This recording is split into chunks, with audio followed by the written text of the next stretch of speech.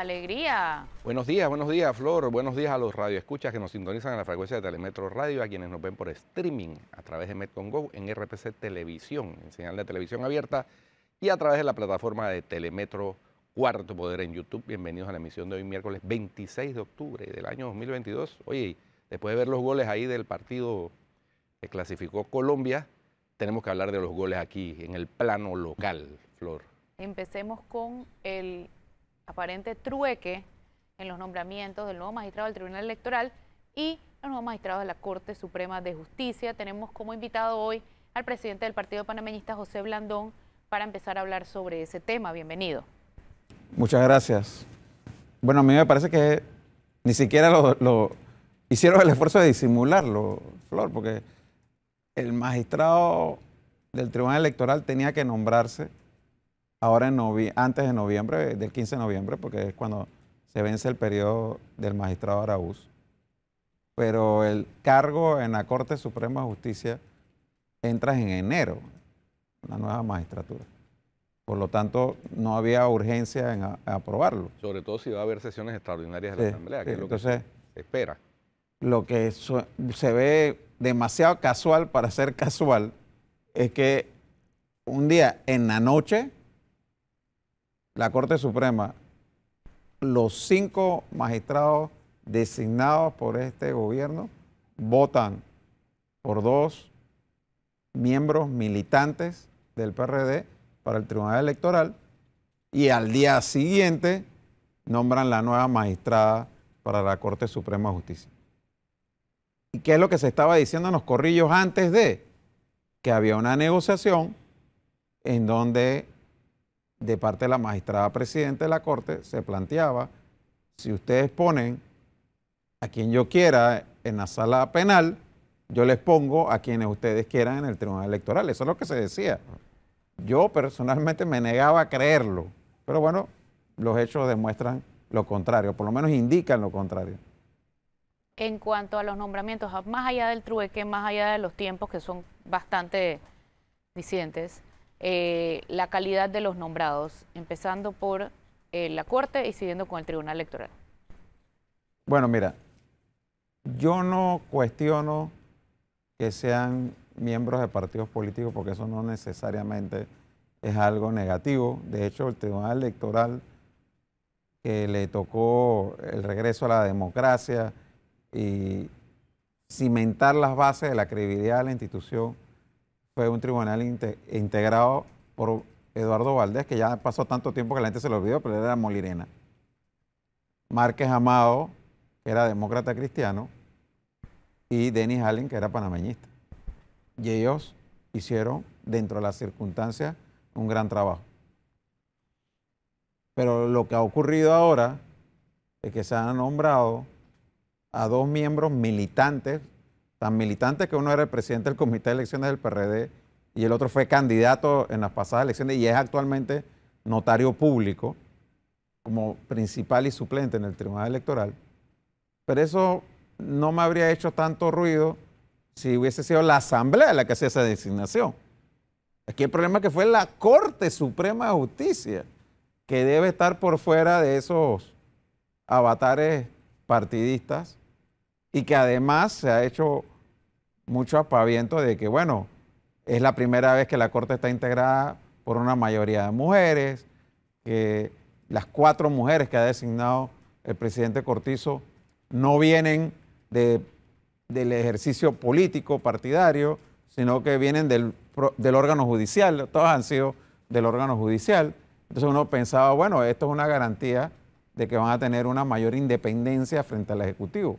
Pero esa designación que han hecho, el mensaje que manda es todo lo contrario. Y eso es lo que más me preocupa a mí. Más allá de la persona que designaron como magistrado el Tribunal Electoral, es el mensaje que manda la decisión que tomó la mayoría en la Corte Suprema de Justicia. Decíamos ayer que la Corte perdió la oportunidad en momentos en que está en entredicho digámoslo así, la credibilidad del Tribunal Electoral, por todas estas cosas que han pasado con la recolección de firmas, la app, etcétera, etcétera, perdió la oportunidad valiosísima de reforzar la credibilidad.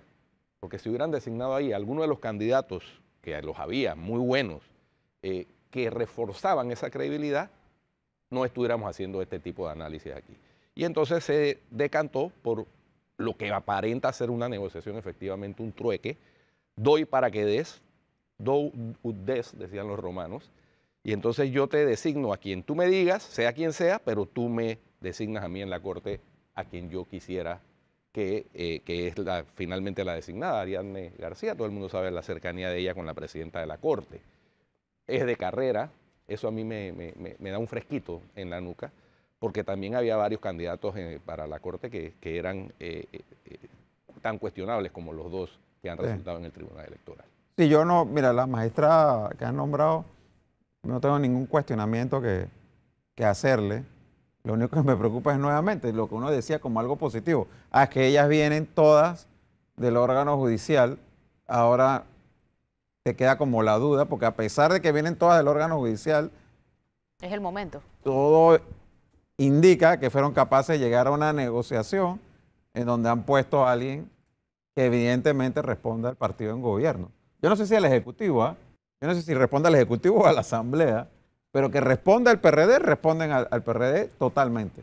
Y de nuevo, si esa designación lo hubiese hecho el Ejecutivo, que es PRD, bueno, si lo hubiese hecho a la Asamblea, donde la mayoría tiene el PRD, bueno, no es que estuviera contento, pero lo puedo entender, porque son órganos políticos, pero es que la Corte Suprema de Justicia, En teoría no lo es. en teoría, debiera actuar con total independencia de ese tipo de presiones y de, ¿cómo te digo?, de consideraciones a la hora de tomar esa decisión. Bueno, ¿quién es de confianza del presidente?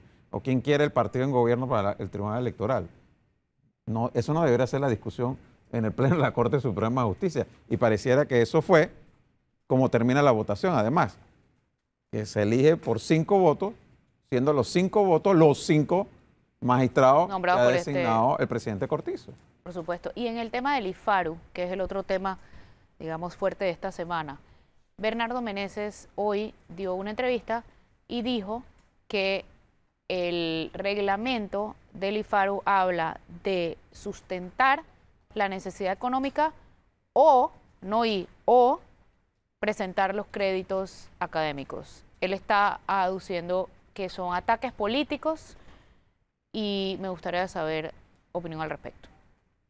Mira, yo lo primero que te diría aquí es que la mejor manera de responder frente a esta crisis, porque yo no sé si el señor Meneses o el resto del gobierno se han dado cuenta, pero el pueblo afuera está realmente indignado con este tema de los auxilios económicos. Hay una clase media en este país que se esfuerza todos los meses por pagarle una educación privada a sus hijos y que ve con rabia que de repente te encuentras que gente allegada al poder con más recursos económicos que ellos reciben 100.000, 150.000, 180.000, 190.000 como si fueran $2, mientras ellos están tratando de ver cómo recogen $100, $200 al mes para poder pagar o la escuela de sus hijos o en algunos casos la universidad. ¿Cuál es el caso del auxilio económico que más te ha indignado particularmente a ti, personalmente? Mira, yo te diría que hay varios, pero definitivamente que aquí el tema, te reitero, es que en la mayoría de los casos estamos hablando de gente allegada al poder. Eso es lo que mantiene indignado al pueblo. Y yo lo que creo es que aquí lo que debe ocurrir es que se publique la lista de todos los que han recibido auxilio económico. ¿Por qué es preocupante el caso del procurador Eduardo Ulloa? Porque los que administran justicia deben ser, como dice, como la mujer del César, no solamente serlo, sino parecerlo.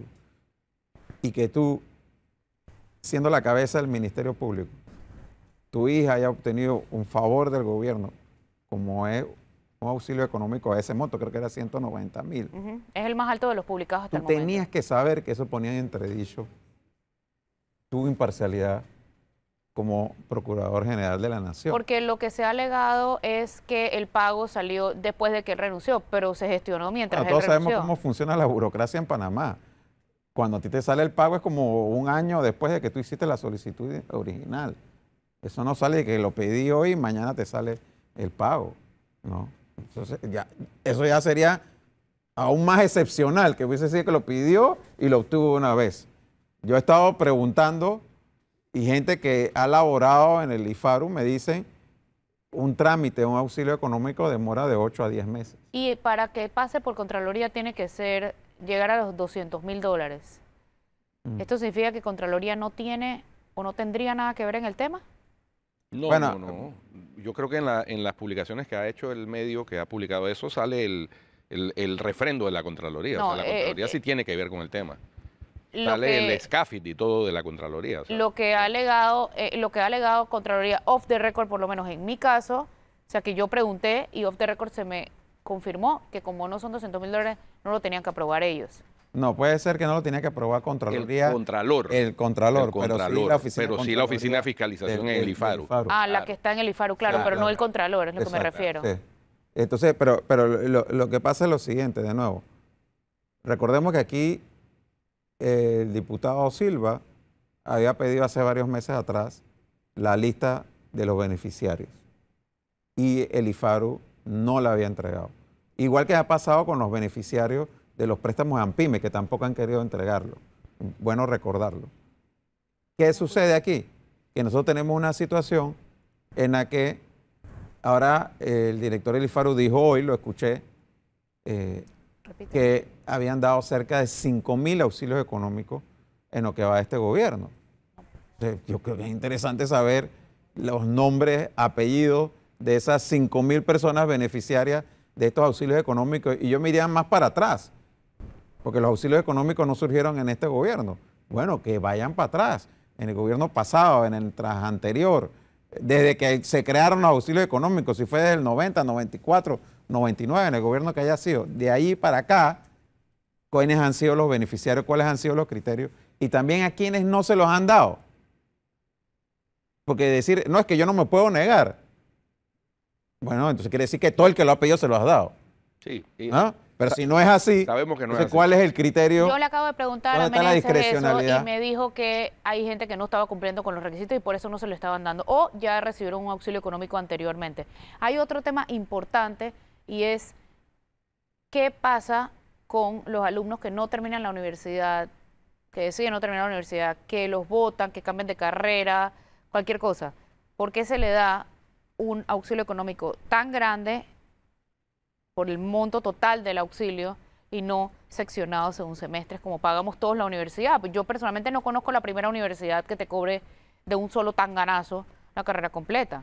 De hecho van subiendo año tras año los precios muchas veces. Y Flor, y decíamos ayer que en el caso de los créditos educativos, los préstamos, que ahora vi que el Consejo del IFARU quiere transformar algunos auxilios económicos en créditos educativos, que es lo que debería hacer a quienes pueden pagar y son sujetos de crédito, para financiar a los que no pueden, ¿no? Porque esos intereses que se pagan al IFARU financian los auxilios a quienes no pueden pagar.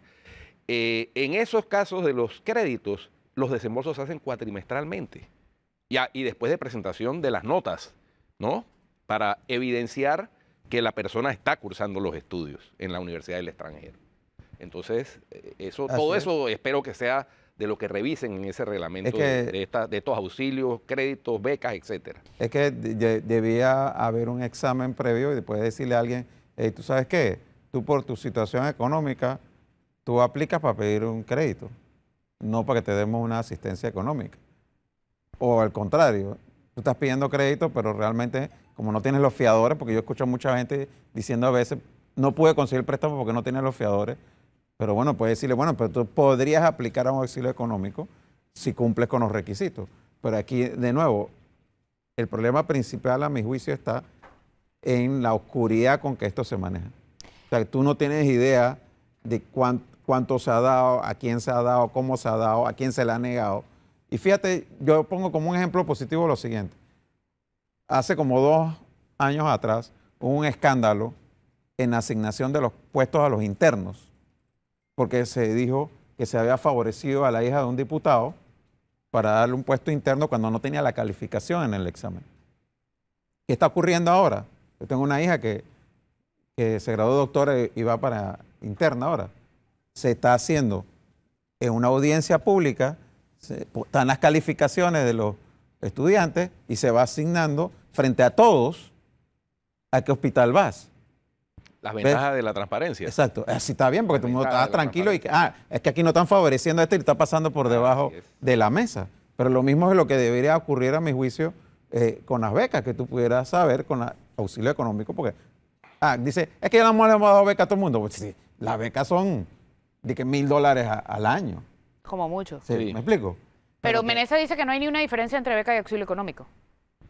Desde el punto de vista de que no es reembolsable, Sí, está bien. ¿no? En eso No, no las hay becas diferencia. tampoco muchas veces. No, Las no es becas no- reembolsable. La beca es la beca y no tienes que Y reembolsar el nada. auxilio tampoco. Por eso, pero ¿En la eso se diferencia, Sí, es que la hasta beca ahí obedece llega. a un índice de excelencia académica. El Correcto. auxilio económico no. Es correcto. El auxilio No, económico exacto. debería obedecer a que la persona requiere, no tiene otra manera. El de reglamento solventar dice, sus el reglamento recursos. dice, debe sustentar necesidad económica y puede tener 0 de nota, pero sustentar su necesidad económica o sustentar sus créditos. Sí, cualquiera de las por dos. Eso está confuso. Por supuesto. Sí, Y se pero lo presta que- para este tipo de Lo que cosas. pasa es lo que yo te digo. Desde el gobierno, si yo mal no recuerdo, de Martín Torrijos, se creó un sistema de becas en el MEF, donde los funcionarios del MEF se les becaba para hacer estudios superiores con el compromiso De quedarse trabajando de unos que años ellos se después. quedaran trabajando. Y así funciona Lo que- todavía. Lo que tú estás viendo ahí en los auxilios económicos es que le han dado auxilio económico a funcionarios que están laborando en el órgano ejecutivo, que están recibiendo un salario en el órgano ejecutivo, y ese auxilio económico no los obliga a nada con el gobierno. Porque no les, o sea, no sé si me explico, pone el mismo contrato que le das a todos los demás en otras instituciones, porque eso está permitido en los reglamentos de las instituciones, está permitido que tú, ya sea que le des una licencia con sueldo por estudios, Ujú. o que le des un apoyo, pero firma un contrato con la institución donde se compromete a regresar a la institución. Para que lo que aprendiste se use para Panamá, Exacto. en Claro. teoría. Entonces, pero aquí lo que está pasando es que tú estás dando unos auxilios económicos y ahí se firma algún contrato si tú eres funcionario público para que te comprometas, porque lo que ha salido en las listas es gente que trabaja en la presidencia, que trabaja en el mismo IFARU. Es que, o sea, yo creo que eso debería estar prohibido porque hay un conflicto de intereses. Sí. ¿Cómo que yo trabajo en el IFARU y yo Me me da una favorezco beca con del una IFARU? asistencia del IFARU? Eso es como comprar rifas para un boleto que Sí. tú organizas. Digo, eso no está bien desde ningún punto de vista. No, pero- Eso es lo que nosotros exigimos es que publiquen la lista. Y para que no digan que es que estamos atacando a este gobierno, publiquen la lista de todos los gobiernos, pero publiquenla para que uno pueda saber realmente si esto se ha manejado Mira, de manera Porque hay que transparente o recordar no. también que la actual diputada del panameñismo, Yesenia Rodríguez, era la directora del IFARU en el gobierno pasado. Y mucho se habló de que ella utilizó el IFARU para lograr ganar su curul. No, de nuevo, por eso nosotros no estamos haciendo excepción ni nada más no estamos circunscribiendo a este gobierno. En el tema de los auxilios económicos, echen para atrás. Yo no sé cuándo surgieron los auxilios económicos. No sé si, yo no recuerdo si eso existía cuando... Cuando Mireya no. Moscoso, la verdad que no me Entiendo acuerdo. que fue Entonces, después de Mireya. sí. Entonces, de cuándo para acá existe eso? Porque aquí hay un sistema de becas que es muy eficiente y realmente por mérito que es el de la Senacid, ¿no? Entonces, ¿por qué no le asignas más fondos a Senacid? Para que Senacid realmente lo dé en función de las necesidades reales del país. Mira, artículo 69 del reglamento del IFARU. Los auxilios económicos serán otorgados a funcionarios públicos y docentes universitarios que asistan a programas de educación continua. También podrán acceder a estos auxilios económicos los funcionarios del IFARU. O sea, hasta lo tienen por escrito. Sí, pero a mí me parece que eso moralmente no está bien. Sí, es inaceptable. No, y partiendo de la base de que son fondos públicos y de acuerdo con la ley de transparencia, dígase lo que se diga de que hay un conflicto con la ley de protección de datos personales, el que accede a fondos públicos tiene que rendir cuentas y tiene que ser publicado en la internet, dice la ley de transparencia. Todas esas erogaciones deben ser publicadas, salvo la que la misma ley establece que son de carácter Excepciones. reservado o de carácter confidencial. que Bueno, son Contraloría los datos ha médicos eliminado. o las cuestiones de seguridad nacional, Por etcétera, supuesto, pero no Contraloría está ha esto. eliminado hasta el nombre de los beneficiados. Y lo que alegan en Contraloría es que si tú tienes el número del contrato, el número del contrato, puedes ver el nombre de la persona. Y que es por justamente protección de datos. No. No, eso no. Eso- Mira, ¿Eso no aplica? Por supuesto que no. Aquí estamos dos personas que tuvimos mucho que ver con la ley de transparencia. Y las excepciones Son muy claras. están claramente establecidas en la ley. El principio es, todo es público, Así es. salvo lo que la ley diga que no lo es. Bien. Ahora es al revés, Entonces, todo es privado. sí, entonces, eso no puede ser que tú me alegues que tú estás recibiendo un fondo público, pero por la protección tuya, de tus datos, que no salga publicado tu nombre. Si tú no quieres que salga publicado tu nombre, Entonces no recibas dinero fondos público. públicos, pues punto. Así de sencillo es el principio. Sí. Sí. Así es. Sí, no, esa es la respuesta que me dio Oiga, la Contraloría ayer. Licenciado Blandón, otro tema que hay que abordar necesariamente. Ha habido malas noticias esta semana para el país. Tenemos que nos mantiene el Gafi en su lista gris. Y Moody's que baja la calificación. Y la Moody's, perspectiva. no, pues bajó la perspectiva, redujo la perspectiva de estable a negativa, nos mantuvo el grado de inversión, afortunadamente, pero es como un aviso de lo que podría venir si no se abordan temas urgentes que tienen que ver con la deuda soberana de Panamá. Mira, más allá del tema de si estamos o no de acuerdo con los criterios que utiliza la Gafi para poner a los países en lista gris, porque realmente a uno le choca que el mismo día en que nos mantienen a nosotros saquen a Nicaragua con todos los, Y a Pakistán. a todos los problemas que hay políticos, la dictadura que se vive en Nicaragua, bueno, pero más allá de eso, lo cierto es que nos mantengan en la lista gris tiene consecuencias negativas para los bancos establecidos en Panamá y por ende para la economía panameña. Y luego que nos bajen la perspectiva de estable a negativo, que es el paso previo a que nos quiten el grado de inversión, realmente es preocupante porque ambas cosas apuntan a que el costo del crédito para Panamá como país y para todos nosotros aumente en un futuro cercano. Amén de las otras cosas que están pasando de la subida de interés en Estados Unidos que repercute acá en Panamá, pero todo esto son malas noticias para la economía panameña y está pasando un poco bajo el radar por los otros escándalos que se están dando, ¿no? Pero son quizás los más preocupantes y sobre todo que Moody's señala algo que no se ve indicio que se va a resolver en lo que queda de este gobierno, que es el tema del programa de invalidez, vejez y muerte de la Caja del Seguro Social y que ya tiene fecha de cumpleaños, que es el 2024, para que nos quedemos sin reservas para poder pagar el hueco que se llena, que se produce entre lo que se recauda y lo que se paga de jubilaciones. Se habla que en el 2024 va a ser ese hueco de $1.000 millones.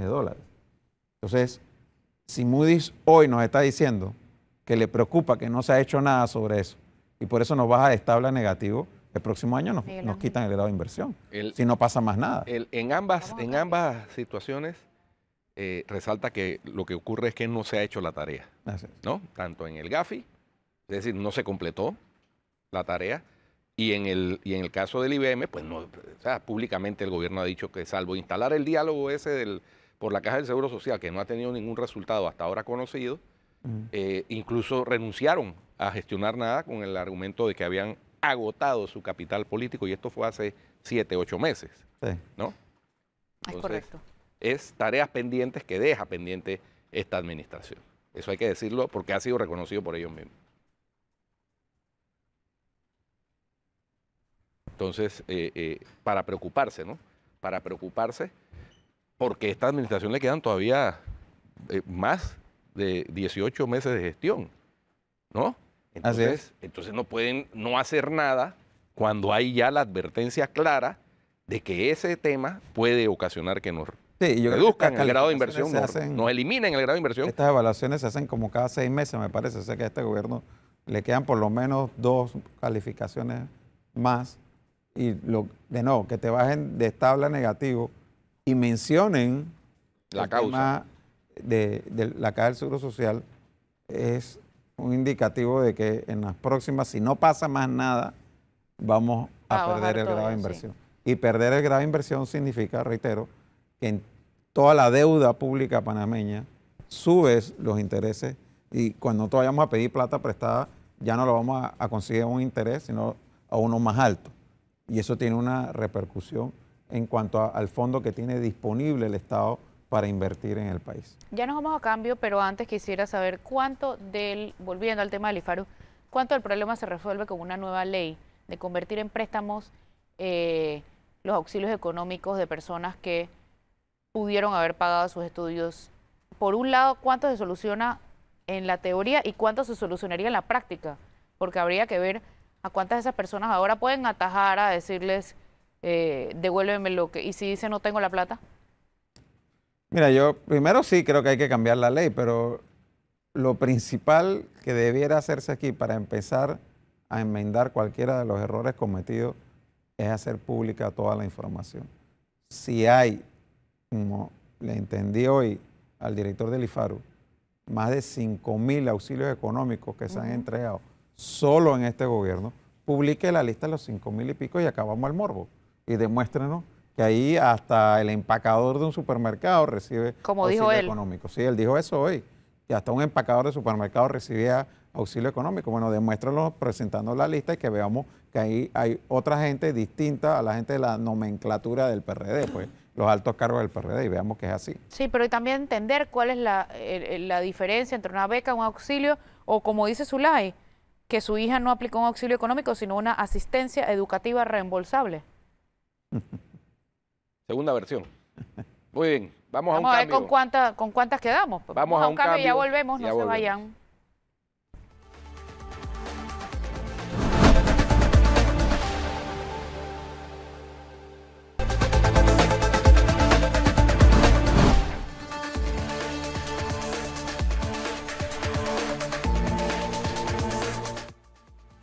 Seguimos acá en Cuarto Poder con el licenciado José Blandón, presidente del Partido Panameñista, hablando de temas de actualidad nacional y desafortunadamente siempre son temas que tienen que ver con falta de transparencia, actos de corrupción, favorecimientos indebidos, ahora lista gris, cambio de perspectiva de estable a negativa en la calificación de Moody's.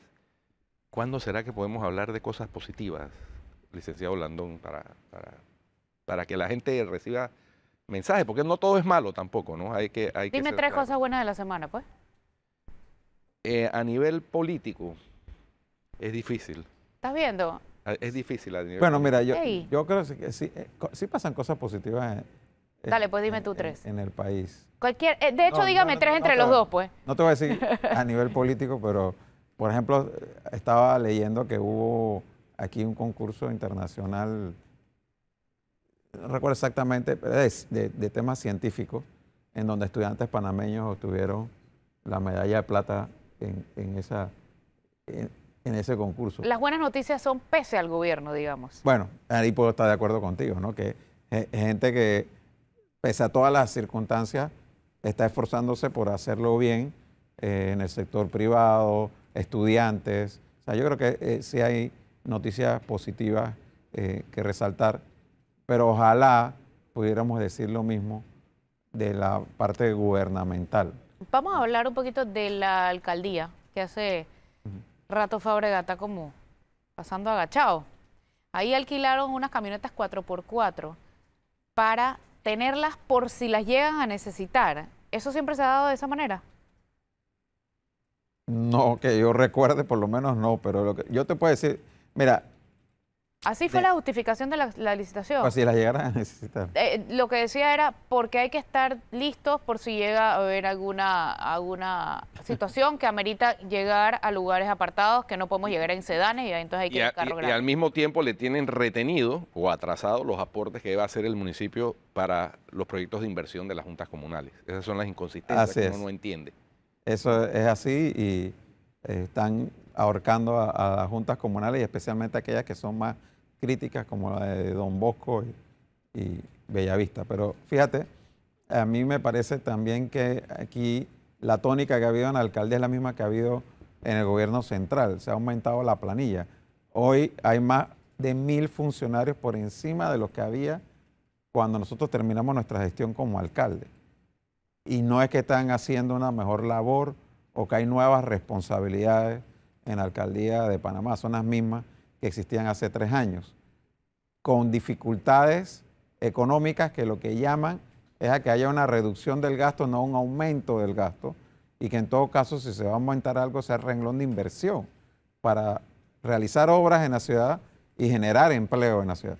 Y eso es precisamente lo que no está ocurriendo. Todavía al día de hoy nosotros no podemos mencionar un solo proyecto, así sea una cancha sintética, que esta administración haya licitado y terminado en estos 3 años y medio. Y eso deja mucho que decir. Y fíjate algo que ocurrió en días pasados. Nosotros, cuando fui alcalde, teníamos un convenio de ciudad hermana con la ciudad de Busan, en Corea del Sur.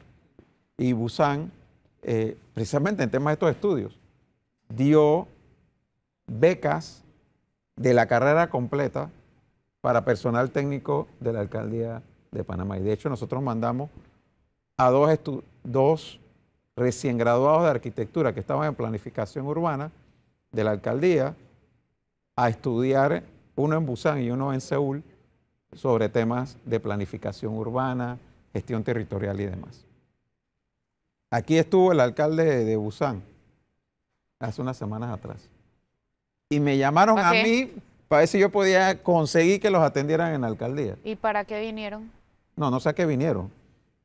Solo sé que vinieron y entonces, como no podían conseguir la cita, dijeron, bueno, como había habido la relación, si nosotros podíamos ayudar en alguna manera que el alcalde, cuando reitero, es una relación, hasta donde yo sé, no. Porque yo dije, yo no. Si yo te pido la cita, te van a decir. Oye, los funcionarios triplemente que no. ¿Los funcionarios estos que fueron a estudiar a Corea siguen en la alcaldía o fueron también víctimas de la barrería? No sabría decirte. Es otro de los males endémicos que tenemos en la administración pública.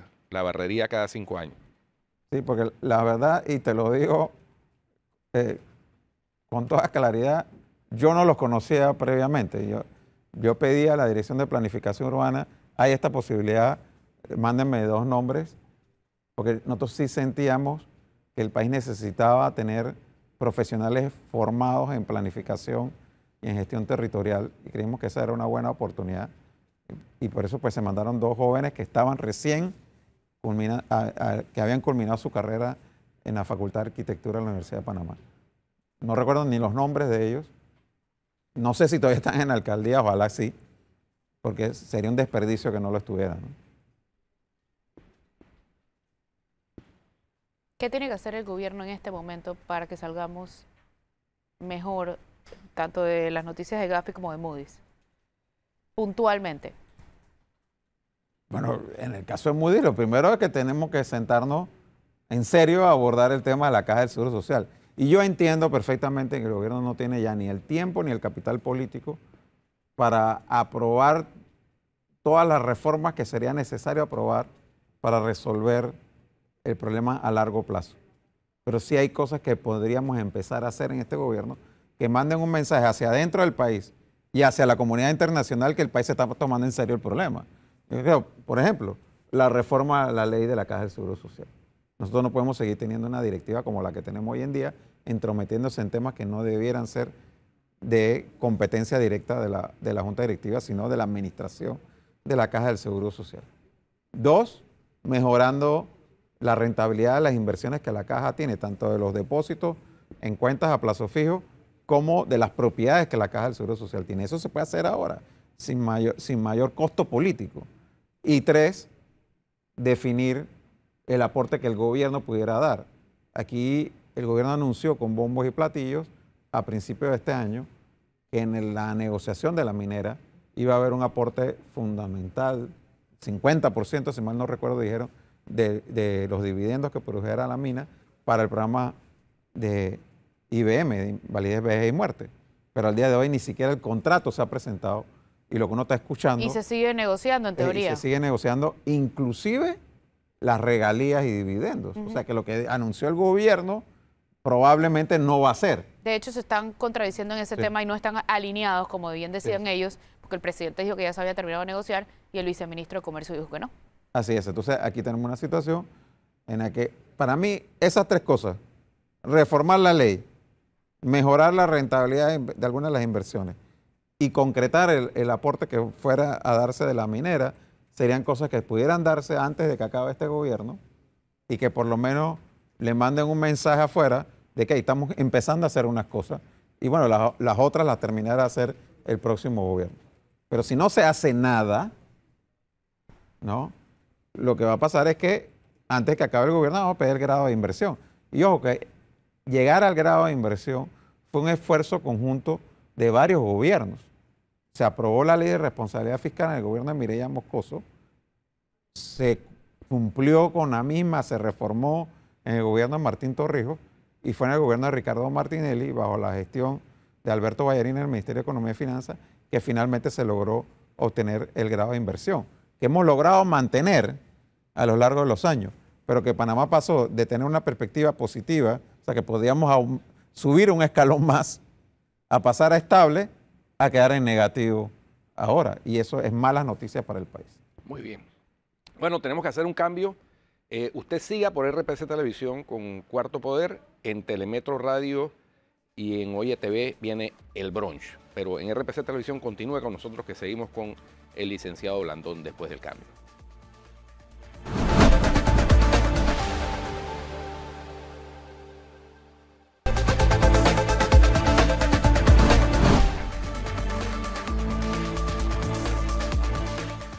Regresamos acá a Cuarto Poder para RPC Televisión con el licenciado José Blandón, presidente del Partido Panameñista.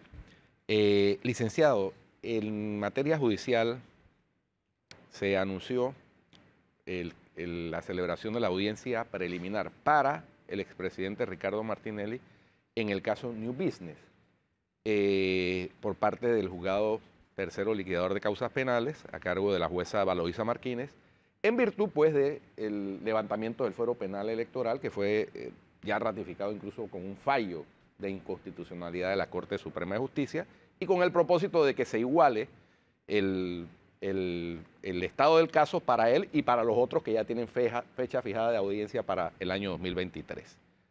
Su reacción sobre este particular. Bueno, mira, yo creo que es importante que la Administración de Justicia funcione en nuestro país y haya certeza del castigo. Y yo creo, por lo que hemos podido ver en los medios, que en este expediente, como en el expediente de Odebrecht, hay pruebas más que suficientes para que los que están señalados respondan ante la justicia y sean condenados, si existen las pruebas suficientes. Y yo veo hasta ahora que hay pruebas más que suficientes para que sean llamados a juicio y también, eventualmente, para que sean condenados. Es que, por lo menos en el caso de Odebrecht, ya ha habido confesiones a nivel internacional, condenados a nivel internacional y condenados localmente, que lograron ya sea acuerdos de colaboración eficaz o acuerdos de pena. Entonces, es difícil que no haya dentro del grupo de los que están siendo objeto de un eventual llamamiento a juicio, luego de la audiencia preliminar en el caso de Odebrecht, que no haya llamamiento a juicio y finalmente condenas en primera instancia. Yo creo que es muy difícil. Sí, es que digo, para cualquier observador neutral. Es que la Administración de Justicia en Panamá quedaría en un total ridículo si en Estados Unidos hay personas que han confesado haber lavado dinero de coimas recibidas por esta empresa, como ellos dicen, para un alto funcionario, ¿no? Y después acá en Panamá, esa persona ni la melada se la van a dar, pues va a quedar tranquilo y riéndose y feliz, pues él no hizo nada y aquí todo estuvo perfecto, cuando hay infinidad de pruebas que apuntan a lo contrario. En otro tema, el licenciado Blandón, usted se acuerda, y esto se lo tengo que mencionar, que durante su alcaldía la gente cada vez que se inundaba la calle Uruguay, la callecita que está entre Manolos y el Trapiche, ahí en la vía argentina, etcétera, hasta stickers y memes le sacaron.